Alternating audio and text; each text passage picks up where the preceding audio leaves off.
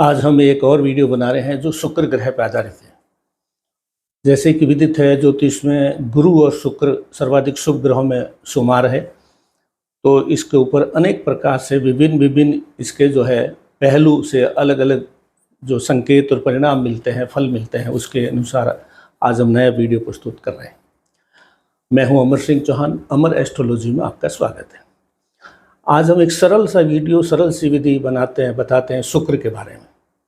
मैं इसको बहुत सरल करके समझाऊंगा कि इसको कैसे देखना है और इसका क्या फल होंगे। शुक्र ग्रह जो है अगर आपकी कुंडली में कहीं बैठा है, पहले घर में, दूसरे में, तीसरे में लगा करके 12 घरों में, 12 भावों में कहीं भी शुक्र बैठा है, इसको जो है सभी जगह पे उसके परिणाम कैसे होंगे ये बता देते हैं। कहीं भी बैठा हो, लेकिन ये जो इसमें मूल सूत्र है वो ये है कि शुक्र ग्रह जो है जहाँ बैठा है उसके अगले घर, अगले भाव के फलों को शुभ कर देता है, अगले घर के फलों को बढ़ा देता है। और उस घर में अगर कोई ग्रह बैठा है तो उस ग्रह के फल भी बढ़ा देता है, शुभ कर देता है। ये मुख्य बिंदु है। शुक्र कहीं भी बैठा हो, उसके अगले घर में कोई ग्रह है, उसके फलों को शुभ कर देगा, उसके फलों को बढ़ाएगा। और अगर कोई ग्रह नहीं भी है तो अगले जो शुक्र से अगले भाव में जो राशि है, उस भाव के जो स्वामी है, यानी उसके अगले भाव के जो भावेश है, वो कहीं भी बैठा हो उसके भी फलों को शुभ करेगा और बढ़ाएगा। ये सूत्र है, सिंपल सा। अब हम चलते हैं कि शुक्र कैसे कैसे क्या कर सकता है। अगर शुक्र आपकी कुंडली में कहीं भी बैठता है और उसके आगे के घर में अगर सूर्य बैठा है तो वो सूर्य के फलों में वृद्धि करेगा। सूर्य के क्या फल हैं? सरकारी नौकरी, सत्ता और पिता से, पैतृक संपत्ति से। ये सूर्य जो है, शुक्र के आगे सूर्य अगर बैठा है तो वो उन चीज़ों को, सूर्य से जो कारक चीज़ें होती है उसका लाभ प्राप्त करेगा। और उसके अगले घर में सूर्य अगर खुद के घर में बैठा है तो बहुत अच्छा। अगर सूर्य किसी भी घर में बैठा है, मान लो आगे जो है तुला राशि में बैठा है, तो वो तुला राशि का जो स्वामी है वो शुक्र तो यहीं बैठा है, इसलिए इसके फल तो अपना बढ़ जाएंगे। अगर मान लीजिए मिथुन राशि है, उसमें सूर्य बैठा है, तो सूर्य के फल तो हमने बता दिए कि बढ़ जाएंगे। और मिथुन राशि जो बैठी है उसका, मिथुन राशि का भावेश जो है, बुध कहाँ बैठा है, बुध को भी वो लाभ देंगे। ये इस तरह से समझिए। सूर्य के अगले घर में अगर चंद्रमा है, और चंद्रमा जो है माता के लिए सुखों का कारक है, मानसिक शांति का कारक है और मूड ठीक रखने का कारक है। अगर आपके शुक्र के अगले घर में चंद्रमा है तो इन चीज़ों को लाभान्वित करेगा, माता के सुख में लाभ देगा, माता के स्वास्थ्य में लाभ देगा, आपके मानसिक शांति को ठीक करेगा, आपके सुखों को बढ़ाएगा और आपको प्रसन्नचित्त रखने की कोशिश करेगा। और शुक्र के अगले भाव में जो राशि है उसको भी लाभ देगा। अपने ये मान लेते हैं कि शुक्र के अगले घर में मिथुन राशि है, तो बाकी कोई भी राशि हो सकती है, लेकिन अपने यही कहेंगे कि अगर मिथुन राशि है तो बुध को भी लाभ देगा, बुध को भी अच्छे फल देने देगा।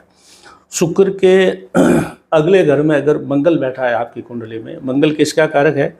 मंगल शक्ति का, ऊर्जा का, खुद के विकास का और जोश जुनून का जो है मंगल कारक है। तो शुक्र के अगले घर में मंगल है तो वो आपको ये चीज़ें देगा, तेजवान बनेगा, ऊर्जावान बनेगा, जोश और जुनून देगा और आपको वीर बनाएगा, साहसी बनाएगा। और जैसे कि हमने कहा, अब उदाहरण के ले लेते हैं कि वो मिथुन राशि में बैठा है तो बुध भी, उसको जहाँ भी बुध बैठा है उसको भी लाभ मिलेगा बुध के अंदर।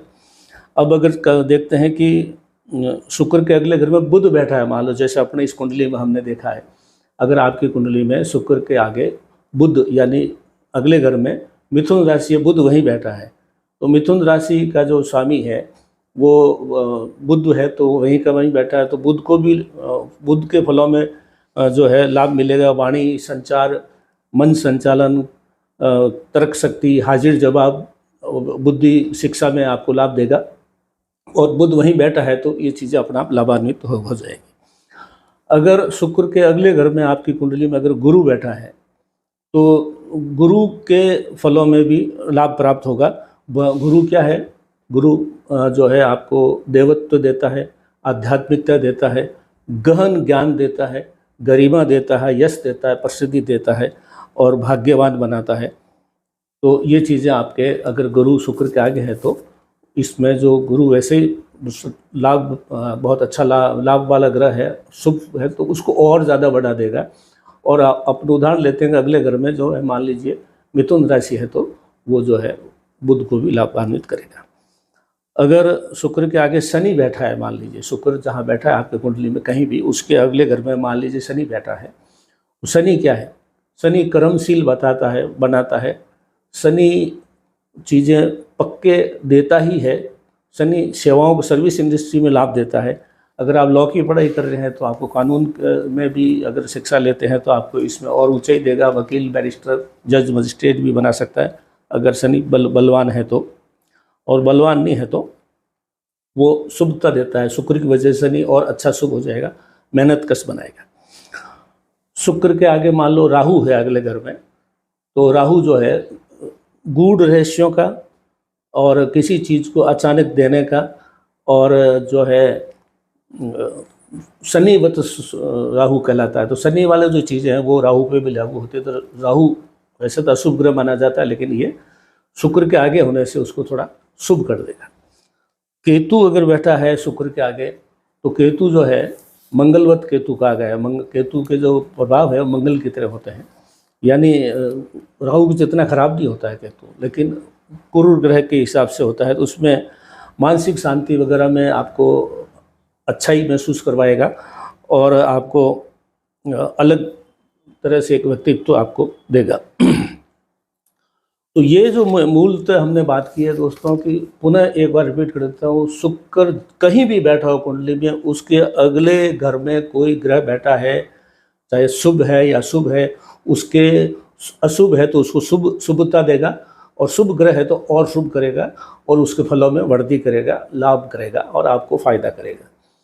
और अगर वहाँ पे कोई ग्रह नहीं है तो उस ग्रह का जो राशि है, जैसे हमने बताया कि उदाहरण में हमने बताया आगे मिथुन राशि है, 3 नंबर राशि है मान लीजिए, 3 नंबर का स्वामी बुध कहीं भी बैठा हो, शुक्र उसको भी लाभान्वित करेगा, उसको भी जो है अच्छाई की तरफ लेके जाएगा और वो लाभ देगा।